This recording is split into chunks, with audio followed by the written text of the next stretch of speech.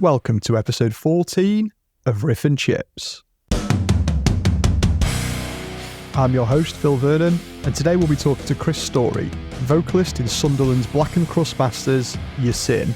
Yersin have been audibly assaulting audiences for nearly 10 years. After a bunch of early EPs and singles, they released debut full-length Guilt in 2020. They followed that up this year with The Scythe is Remorseless, which is a must-listen for fans of bands like Entombed and Trap Them. I caught up with Chris just after Yersin had finished up a UK tour supporting Hull Noisy Bastards Mastiff. Join us as we discuss being marched home by police, different things you can mix Guinness with, and whether or not curry belongs on chips. Good evening, Chris. Welcome to Riff and Chips. How are you doing?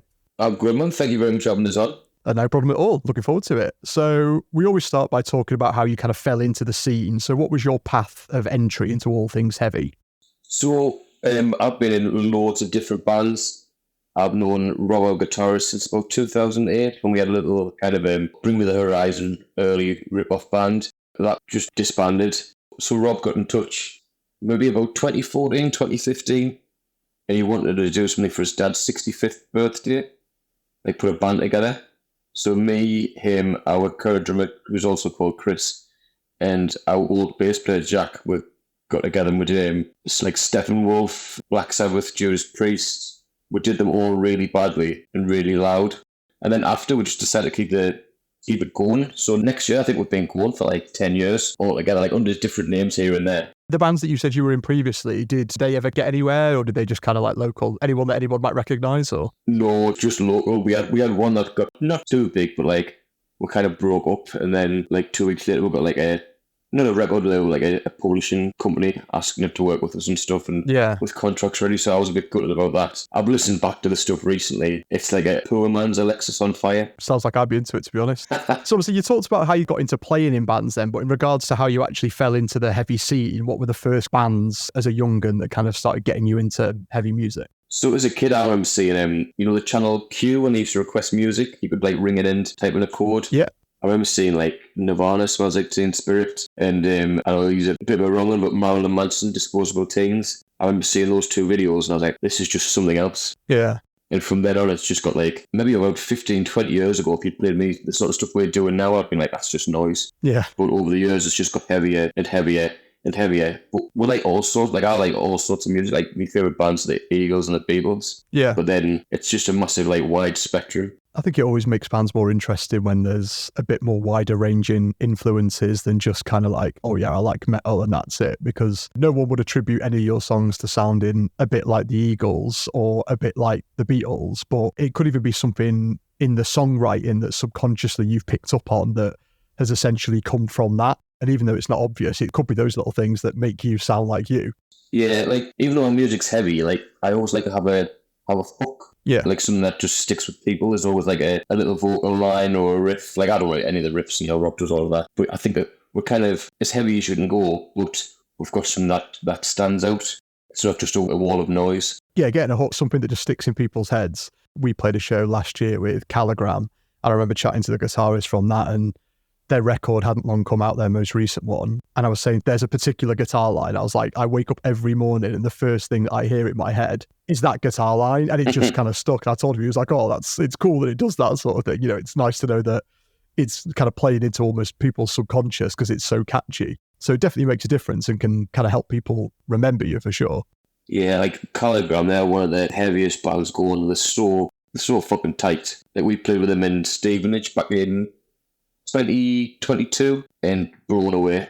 Yeah. Like just so intense. Like I was just sitting inside a stage just at the merch and it completely blew my mind.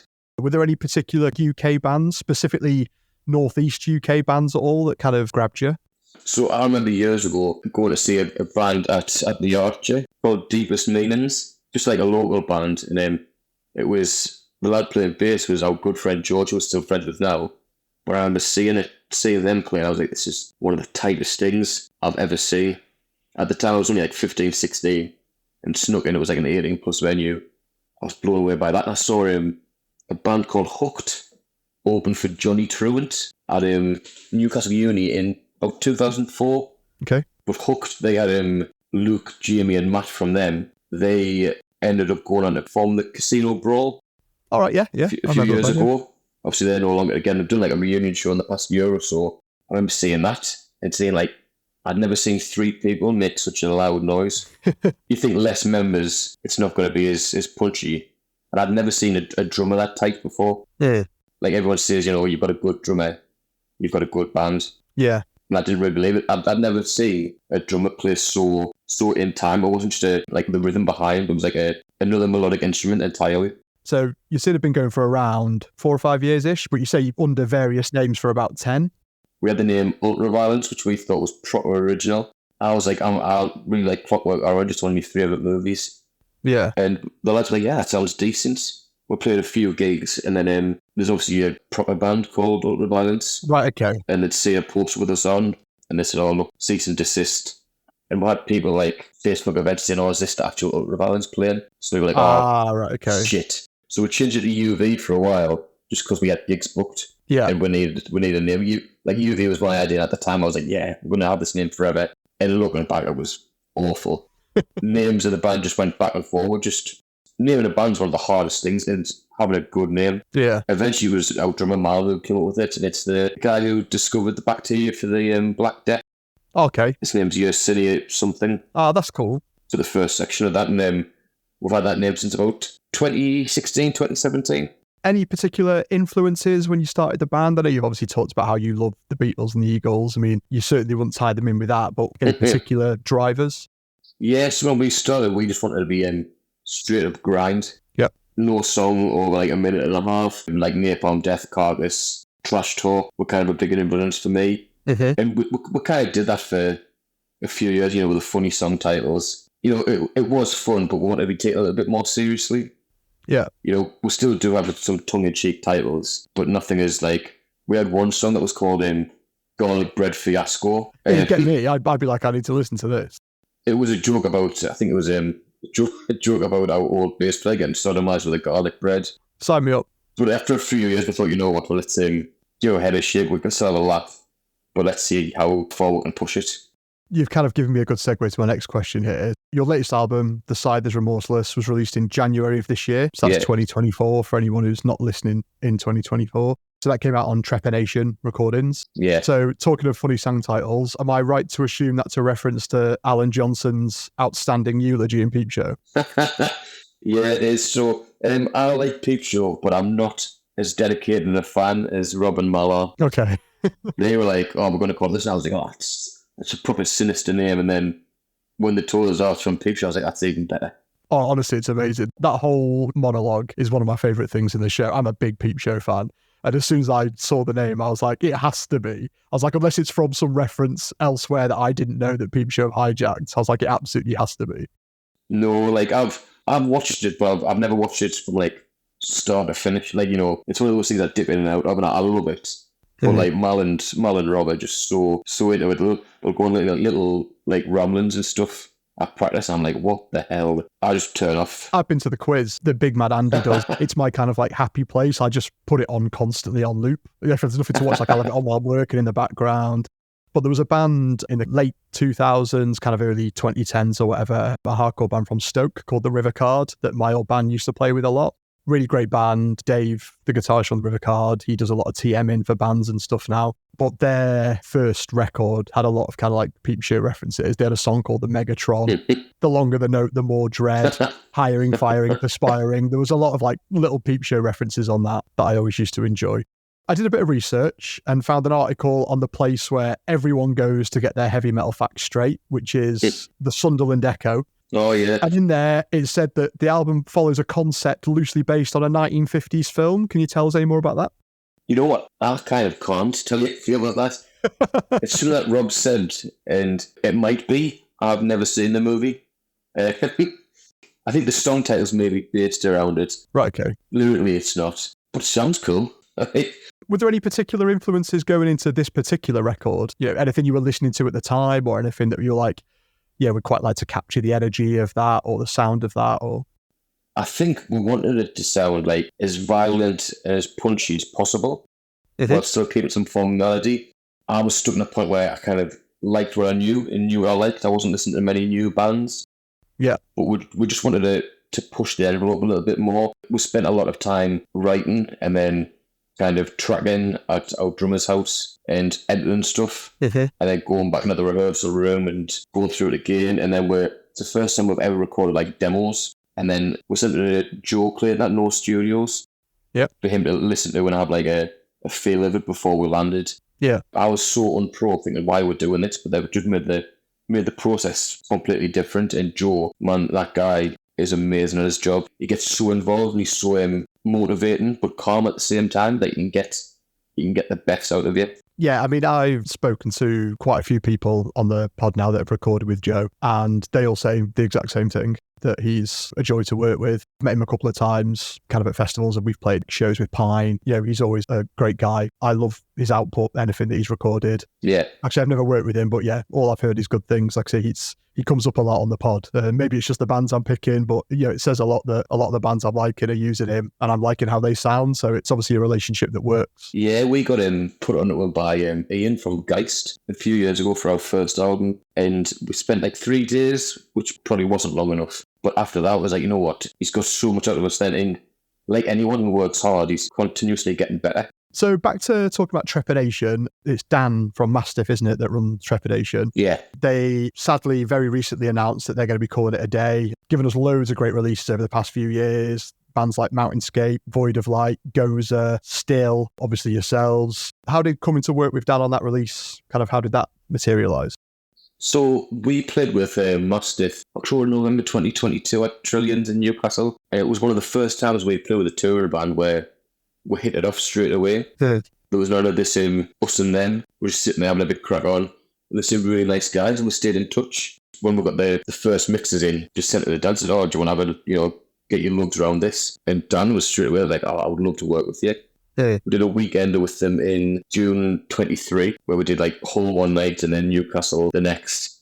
And he said, "Oh, I can't wait for this to come out." Yeah. And he's been fully behind us the entire way. He's such a nice dude.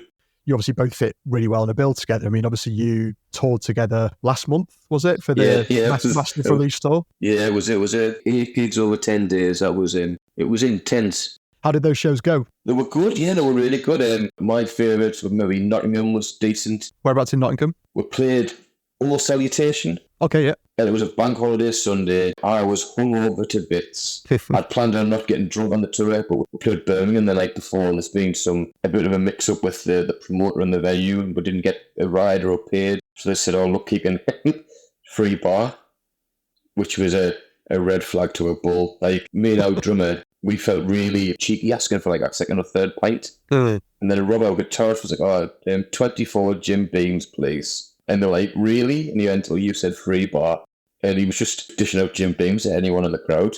Just put it to the test. Yeah. When it comes to drink, Rob's a fucking mad bastard. Like, make sure you get more from behind the bar than you would have got in fee. I guess that's what you do at that point, isn't it? It's like, it would have been cheaper for you to pay us. Like, it was just, I was buying things I didn't even like the taste of. I was just like, "Oh, that looks good, I'll have that." I would have just try it. No, I'll put that on one side. But no, it was a great gig. That we've like never toured. Yeah. So that was our first one, and to go on to go on a tour with Mastiff as well. 5 of the nicest blokes. I think it was like the Thursday or the Friday. I was sitting in the van going, "I'm not really sure if I like the Mastiff lads anymore." And the reason I was thinking that was because we were too nice. It's like, what are they hiding? What are they hiding? No one's that nice. They're just such nice blokes. Brighton was a decent show, and I'm surprised we even played because Mal and Rob got absolutely pissed out of the skulls the night before in London. It's what I know my listeners, I can't say anything. And he's an adult, so like Rob got brought back by the police, the digs in London at like 3:30 in the morning. He thinks he was spiked, but he looked at his bank statement the next day. The amount of money he spent on drink. Went for a pee and got lost in the hostel and ended up in a Sainsbury's a mile away. Talking about Rob getting spiked, you're giving me really good links into all my questions there, because my next question was going to ask if you or anyone else has ever actually been spiked by Rob on stage with his stage armour. Has there ever been any injuries or close calls yet? So he's only started putting those on maybe the past year or so. I try to keep as big a distance as I can from him. I used to get quite close to him on stage, and I'm like, you know what, it's not worth it. I guess as a 3-piece, you're lucky that you have a little bit more space on stage than maybe a 4 or 5-piece would. But then also, conversely, in the UK, there's a lot of venues with pretty small stages where do you ever turn up and think, fuck, proximity could be an issue here. Today could be the day I get impaled. Yeah, it's weird because like if we're getting on stage and like Rob's doing a sound check and he sits down and he puts like the spiky shin pads on and people just look going, what the fuck is this? Like I love it. I'm all for a bit of showmanship. All for it. We joke that he's going to be putting like little pickled onions and cheese and sausages on them and that and feed the crowd. That'd be amazing, like a classic buffet. I used to wear like a Hawaiian shirt on stage, so that would be even more stupid, like him all spiked up in black metal, and then me in this like Palm Springs t-shirt. I know, I'm sure he wasn't, but I like the idea of him being walked back to the hostel from the Sainsbury's by police in his full stage gear. Just pit destroyers on his arms, spikes on his shins. It was crazy because he got brought back and he had no shoes. He'd just been walking around and I think he had a bus ticket or something. So fuck knows what happened there. Before we crack on, a quick reminder that we've teamed up with the UK-based distro site 783punks.com. Head over to 783punx.com and use code RIFFandCHIPS at the checkout for 10% off everything in store.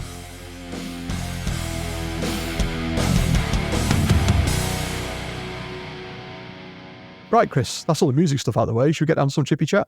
By all means, yeah. Been waiting all day for this. Right, what local chippy are you taking me to? So, I'm a bit of a basic bitch when it comes to chippies. So there's a local chain in the northeast called Gill's. I'm going to Gill's Chippy in Townend Farm. And it's not a city inn, it's pure takeout. I assume being a chain, you say basic bitch, but you've got to be pretty good to be able to open up multiple sites. I guess there's obviously a demand there for it, so they can't be that bad. No, it's always good bait, but they're one of those ones where they do like fish and chips, pizzas, kebabs. Ah, right. Okay. Jack of all trades. Like there are a few other good local northeast ones, but it's just this one's the nearest one, and I trust them. It sounds daft. I've placed enough orders I've just eaten. They've always came all right. Ah, right, okay. I'm too scared to deviate. The chippy with it being a chain, are they relatively modern, or is it still quite old school decor? Have they been around for long? Has it been there a long time, or? I couldn't tell how long they've been about. Like they're everywhere though. They're like Sunderland, Gateshead, South Shields, Newcastle, Wallsend. Everywhere in the northeast is at Gills. That's pretty good, isn't it? Like a kind of chippy, like some sort of like magnet or something. Just imagine some big kind of like mob boss who just sits at the top of the Gills tree. Mr. Gill or whatever. Yeah, called Gill. Oh, it could be his first name, couldn't it? Yeah. Horrible name as well. It's going to Gills. It's a bit of a fishy pun, I guess, with Gills. Oh, yeah. Didn't even think of that. Ah, well, there you go. You see, you'll look at it in a whole different light again now. I will. What are the portions like in Gills? Do you have to get a large or? So I go for the largest I can. Okay. So if it's large or extra large. I think I was listening to I don't know which one of your episodes it was, where someone was saying you shouldn't be able to eat a large chips. It might be in your good self. There's been a few chats about it. I'm very much of the thing that a large bag of chips should be able to kind of comfortably feed a family of 4. But I'm not saying that one person can't eat that, but it should be big enough to, if somebody decided it to be, 100%. I'm an utter pig when it comes to food. Yeah, same. Like really fast as well. Mates have seen me like eat 6 slices of pizza by the time they've eaten one. And I just can't help it. I eat like I'm going to have it taken away from us. Yeah, I've always been like that. And it's weird because I'm an only child, so you think I wouldn't have never been under the pressure to worry about, stealing stuff. But I just absolutely wolf stuff down. Me and my wife will go out and she'll be just tucking in and mine will be gone. And I'm just kind of sat there looking at hers there like, oh, I wonder if she's going to offer me to try a bit of that. I sit with my fiancé like when we're eating and I've finished. I'm like, I wonder if there's going to be any left for me to have. And usually there is, but on the rare occasion there isn't, I'm pretty gutted. Yeah. And she said she feels quite bad. So we're getting a large chips, and I assume the large is they're a good size large as well. Decent size, like full tray. They're in a box rather than a bag, are they? Yeah, they come in a box. So what do you get with your chips? What's your kind of main accompaniment? So I would go for either a large cod or a large haddock. Okay. I would get mushy peas. Yeah. Like this is probably, like I said, basic bitch. Mushy peas. And drink-wise, I'll have a full-fat Coca-Cola. Proper full-fat, red top Coke. Yeah, good habit. I'm not slimming and eating the rest of it. If you had to choose between cod or haddock, what would be your preference? So we're actually talking to Jim from Massive today. He says Haddock beats cod hands down. But I've got such an uneducated palate. And I think once it's battered, they could be giving it anything, man. Yeah. They could be giving it like loads of people's like goldfish stuff flushed and pounded together. And I'm eating it. They are very similar. Obviously, they're both white fish. I think haddock's sometimes a little bit meatier. I guess is the only thing that I would maybe say is a difference. It's hard to describe a fish as being meatier, but sometimes it's a bit chunkier and it has a slightly maybe meatier taste. But they are very close, and I can totally understand why. I'm sat here saying I've got a refined palate, and if you put one of each in front of me, I'd be able to tell you. Might not. I guess it depends on how they're cooked and what the chippy is. We get plenty of salt and vinegar on stuff. Yeah, so I was talking about that today. So I feel you put loads of salt and vinegar in the shop and it's not enough. I feel like after a while you get looked at like as if there's something wrong with you that you want so much salt and vinegar. Oh, what? So would you put your own on in the shop? They didn't put it on for you? They do, but then you can put your own. So if I was getting it delivered, they've already put it on, but then I've got to put more on when I get home. Yeah. If I was in the shop, I'd put it on, but then after maybe 2 minutes, just putting salt and vinegar on, I feel like I've, taken the piss a bit. Yeah. I sit in the front room eating it, and I've got the salt shaker and bottle of vinegar beside us. So when you've taken the top layer off, you go back on to make sure, I don't know if it amount of alcohol consumes ruined me palate or what, but I just can't seem to taste salt and vinegar anymore. I need to have it like swimming in it for us to even taste it. I like a lot of salt on stuff. I do on all food, to be fair. I'm like, it's probably really bad for me. It'll probably end up being my downfall. I'll add it to the list of many things, such as eating too many chippies that I ended up starting a podcast. But yeah, that's my major vice. Vinegar, I do love vinegar, but always heavy salt for me. Whereas my wife she loves loads of vinegar. There can't be enough vinegar for her. Love it, man. Are there any kind of local specialties around your way that you maybe haven't seen at any other chippies that you've been elsewhere? Any particular like Northeast or Sunderland kind of specialties? So it's not fish and chips, but there's a pizza place in Bolden, which is like a little village near where I live, and they used to do a kebab pizza. Okay. It wasn't like a doner kebab mixed in with a sauce and cooked on. It was just a margarita pizza with kebab dropped on the top. Just like kebab meat? Yeah, so when I used to eat meat, I'd want like a pizza as a sandwich, as like the bread. Oh, yeah. And the kebab as me filling. 2 slices with the kebab meat between. Oh, yeah, man. It was a game changer. Yeah, that sounds great. Yeah, I'd be into that. Because we had a few, obviously, there's things like, so I was chatting to, obviously, the Mastiff guys, might tell you, I had a chat with James last week, and he was telling me about like chip spice or whatever that they have around there. I don't know if they mentioned that to you. I think they might have mentioned it, yeah. I think I got scoffed at when I said, it sounds a bit kind of like Perry salt. I think it kind of is, kind of sort of like paprika-y, like kind of slightly spicier red salt that apparently is just in loads of chippies, but basically only in Hull, by the sounds of things. Like, see, I just wouldn't have spice on me fish and chips, like in a normal kebab house, getting fries, or you go to like a chicken shop or something, getting like Perry fries or something. I'm all for it. But yeah, I don't know if I want it on my chippy chips. It's a weird one because like loads of people up here, especially, have curry sauce with the fish and chips, and I kind of get away with it. I would never go to it. It's a popular thing. Like, we're probably 50-50 split on curry sauce and mushy peas in terms of people I've spoken to so far. I'm quite happy dipping chips in curry sauce, chippy chips. I've got no issue with that. So I guess maybe I probably would like the chip spice. I guess I've just kind of contradicted my own argument, but I would never put curry sauce on my fish. Yeah.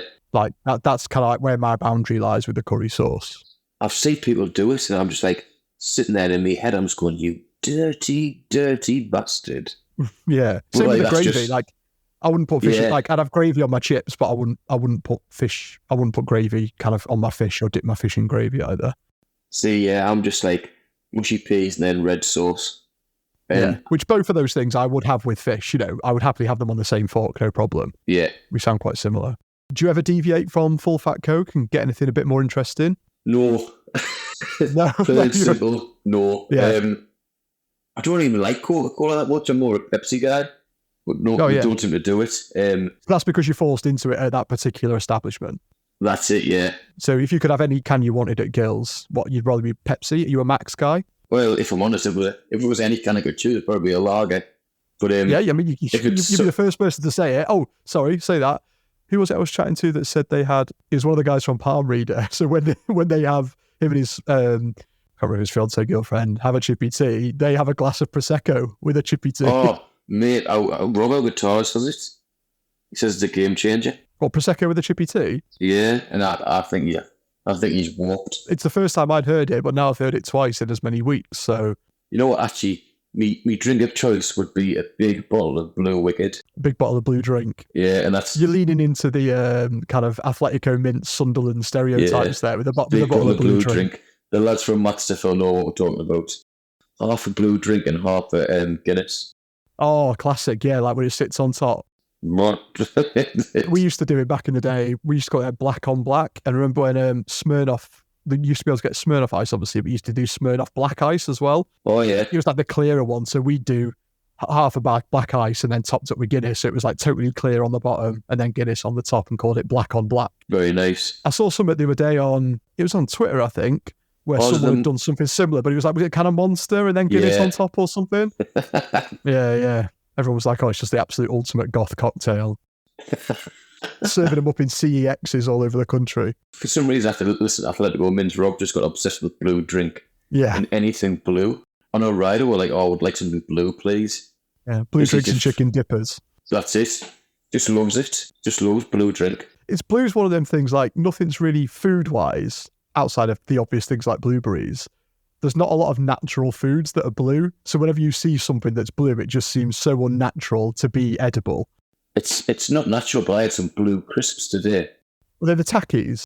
Tappies, yeah, man. Yeah, oh man, I love them. We've got an amazing kind of like international supermarket shop just down the road from me. And when we were on tour the other week, we made sure we hit that up first to get all manner of, like, they've got the green ones as well that are like... haven't had them. So they're like habanero and cucumber or something. They're really weird. They're like spicy, pickly, taste like cucumber, and they're, bright green. Not naturally green, obviously. Naturally green. Yeah. But yeah, I guess a lot of things are naturally green. Vegetables, apparently there's a thing called vegetables. Like I've never been introduced to them, but... Now's the part of the show where we give you the opportunity to tell us what's coming up in the world of Yersin. So we call this section...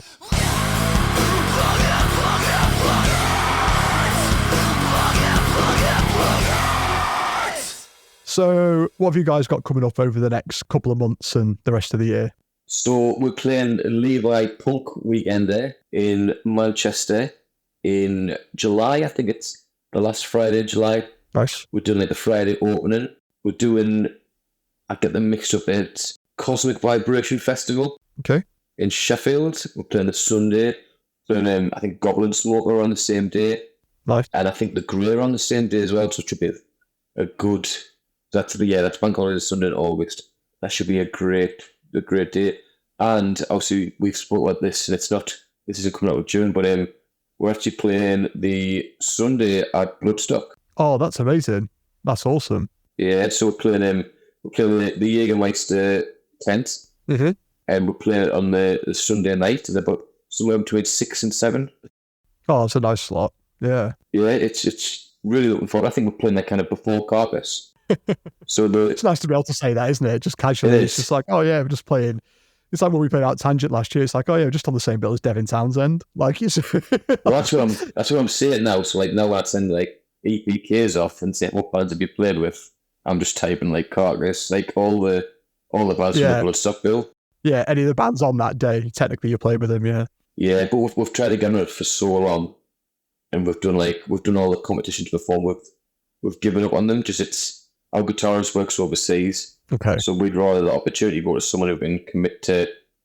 We know we don't want to take someone's opportunity away from them by playing. No. But yeah, it should be... It hasn't sunk in, and I don't think it'll sink in until the announcement comes out, which from doing this interview, I think it's going to be in a week's time. Yeah. I can't wait. It's every time I've been to a festival from the age of like 15 when I started going, I'm about 36.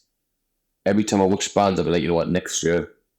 going to be one of those. I've said it every year, and now eventually it's happened. Yeah, it's not the biggest stage, but it means like in years' time, I say to my kids, "Oh, this is what your dad did," and something might come of it. You never know. Yeah, it'll be amazing, and we've talked about this on previous pods with Art Tangent Festival. Obviously, Bloodstock's that bit bigger. Weirdly, I don't think I've ever been to a Bloodstock, and I need to rectify that because every year I'll look at it, I'll be like, "Oh, the lineup's pretty cool this year," and then it always falls on an awkward weekend or something where I can't go, or I assume they have like an official... Do they have like an official Spotify playlist or anything for the festival that they kind of... I'm not sure. I'm really not sure.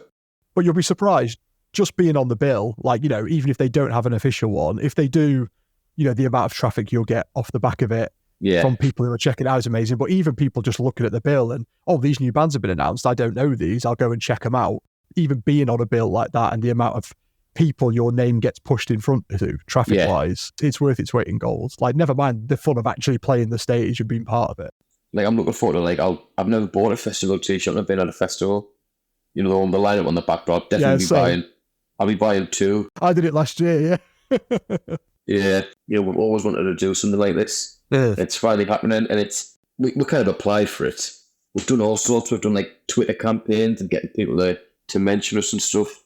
And I'm not sure if like Simon and Vicky and the team have finally just caved and just thought, we'll just get these fuckers on, and it means they won't bug us for at least 2 or 3 more years, and then we'll try again. It could be anything. I mean, you never know. They might have the record might have finally got in front of them and they'd be a bit like, this is cool. It could have been someone just casually mentioning it. It could have been, you know, a result of the campaigns. But ultimately, if they didn't think you fit and they didn't think you were good enough to be there, you wouldn't be there. So however you got put in front of them, ultimately, they've still checked you out and been like, yeah, we want this. Yeah. And that's all that matters. You know, just because someone's pestered doesn't mean they'd put you on. You know, you can pester all you like. If you weren't good enough to be there, you wouldn't be there. So, yeah, try not to take away from finally being on the bill. You know, we're just really looking forward to it, because the way the Jaeger stage works, it's like they have the Jaeger bands on while, because it's in the Jaeger stage is in like the main arena to the side. Okay. And they have the littler bands on while the switchovers are going on the main stage. So there's some entertainment. Perfect. Yeah, nice. And with us being pretty high up on that day, like, you know, somewhere between 6 and 7 o'clock, you know, people are going to be full of drink last night. Like, I'm really looking forward to it. Like, it's in, I think my fiance and my son are coming down. Yeah, so nice. that'll be good. No, that'll be awesome. Sounds like a great day. And in terms of new music, I know obviously you only just brought out a release in January, but are you still kind of writing in the background and thinking about potentially the next release? So we've got a few riffs banked, a few little ideas here and there. I think we might be going back down to see Joe in October. And what we're going to do, we're going to maybe revisit some early songs that aren't on our Bandcamp or Spotify that we had recorded, maybe mix them up a bit. Yeah. Maybe just do like a live recording. Yeah, something like that would be cool, yeah. 3 or 4 songs, just bash it out. It's just something a bit fun, like a little EP release. I'd like to do another tour as well at some point, but it's a bit difficult working around all of our jobs and families and stuff. But yeah, we'll definitely be up to doing that again. Yeah, it's hard, like you say, when you get to kind of our age and you've got your careers, jobs. It took us 2.5 years to even get in a 4-date tour. Yeah. Trying to get that sorted and stuff. And, you know, that only needed us taking 2 days off work, but it was still just, you know, logistically, we were really lucky that Liam from Hidden Mothers basically did a solid and pretty much was like, are you good for these dates? And we were like, yeah. And then we just left it with him, and he did a great job booking everything and doing all the work. And, you know, we got to reap the rewards of it. But like, when I got booked and confirmed, I didn't even tell our missus about it. No. I kept it stum because I thought this was going to fall through. And then when eventually it happened, I was kind of like, look, go away for a week, play music. You've got the little in for 10 days. See you later. So I'm still Godspeed. I'm still kind of groveling. Like, I'm still kind of groveling my way back into the good books. Yeah, yeah. Because I left just as potty training started. So I was like, oh well. Oh God. Best of luck with that. See you later. It's all going to be worth it though, because like you say, you never know. It could have been, you know, off the back of that tour and reviews from that could have got you that Bloodstock slot, and yeah, your fiance and your son are going to come down. You know, you're going to get a nice family day out as a result of it. So it's all worthwhile. That's it. I'm looking forward to it. We're going to finish, take our equipment back to the room, and then like get a taxi back or something. All about seeing Satyricon. Yes, that's the be all and end all for me of that day. Yeah, who's headlining that Sunday this year? Oof, me, you're asking a good question there. I've only looked at the second stage. Like Satyricon, we flew to Norway a few years ago to see them. Oh, okay. And I've always wanted to see them again. I saw them at Bloodstock in 2016, but it was in the middle of the day on the main stage, and it doesn't look as menacing when like it's lovely and sunny. You've got guys in the corpse paint and that. Yeah, I know you mean. It's not quite the same as it's seeing a band like that middle of the afternoon. Yeah, so it's just looking up. It's it's Amon Amarth and Carcass at the top end on the on the main stage on the Sunday. Yeah, so I'm sure Amon Amarth will put on obviously big theatrical show. I'm sure there'll be some sort of huge pirate ship or whatever Viking related stuff. Some Viking ship on stage. Yeah, just looking at the bands this year. Having a quick look at the lineup now in front of me: Opeth, Hatebreed, Rotting Christ. I think Burner on a Saturday. Yes, they are. Yeah. Yeah, Harry was excited about that when I was chatting to him. Yeah. Such a fucking sick band. And I think on the Sunday we've got Osaya playing, maybe the Sophie Lancaster stage. Okay, yeah. And they're local to us. Okay. Even though they're from years back. Yeah, it's always good to have a few pals knocking about as well. Chris, I think we've got everything covered. Thanks so much for giving up your time this evening to come and chat to me. I hope Bloodstock goes amazing. I hope the other festival shows go great. And yeah, hopefully I'll catch up with you soon. Thank you very much, man. Thank you very much for having us on. Last much to do this. No, no problem at all. It was a great chat to you. Cheers, mate. Take care. Cheers, bud. Thank you. That was Chris from Yersin. He took me to Gill's in Town End Farm, Sunderland. He ordered a large chips with either a large cod or large haddock. His uneducated palate can't tell the difference anyway. He added 2 minutes worth of salt and vinegar and some mushy peas. He'll wash it down with a big bottle of Blue Wicked. As always, I want to see your chippy teas too, so don't forget to tag us in any pics or let us know your favourite local chippy on socials using @RiffNChips. Thanks to Rob Collier for providing the dive bomb, Edgar Gibbs for the screams, and Ryan Westwood for the artwork. See you in a week's time for our next episode.